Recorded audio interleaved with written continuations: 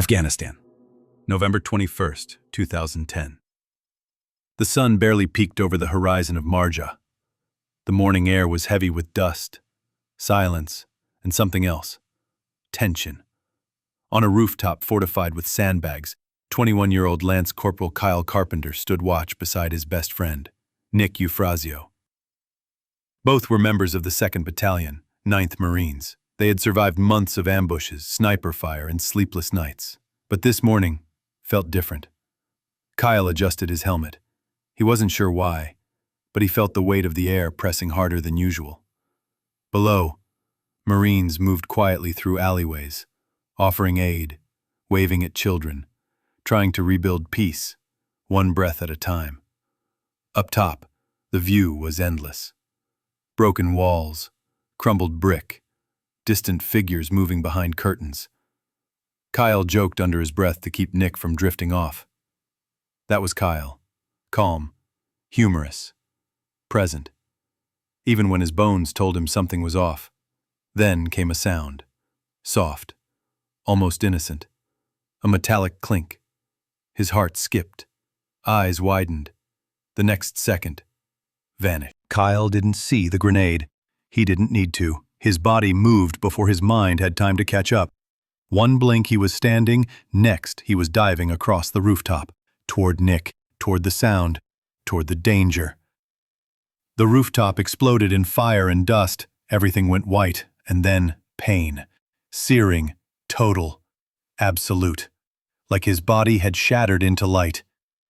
But even through that agony, Kyle's thoughts weren't of himself. He was still trying to protect Nick. His arms had wrapped around the blast.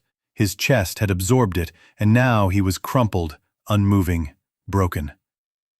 Medics rushed to the roof. What they found defied every expectation. Kyle's face was destroyed. His jaw shattered, his right lung collapsed, his eye gone, shrapnel everywhere. And yet, he was alive. Barely. They carried him down, blood soaking through the stretcher. Nick was unconscious beside him, wounded but alive too.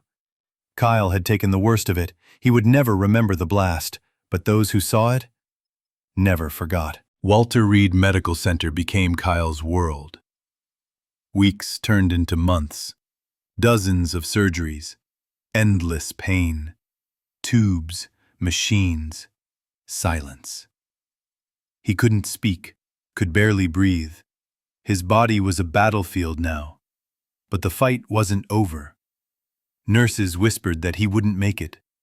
Some doctors thought the same. But Kyle, he just blinked once for yes, twice for no. That's all he had, and it was enough. Day by day, he clawed back.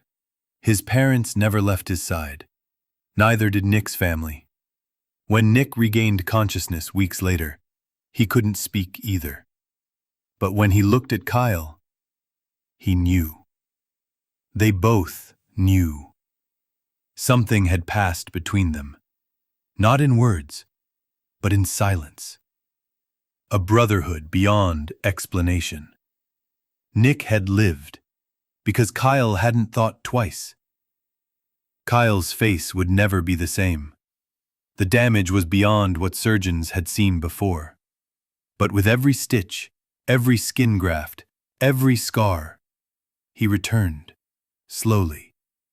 Not to how he was, but to who he still was inside. A warrior, a Marine, a survivor. And the nation began to notice. It was June 19th, 2014. The East Room of the White House stood in silence, filled with Marines, dignitaries, and family. President Barack Obama stepped forward to present the Medal of Honor, the highest military decoration in the United States.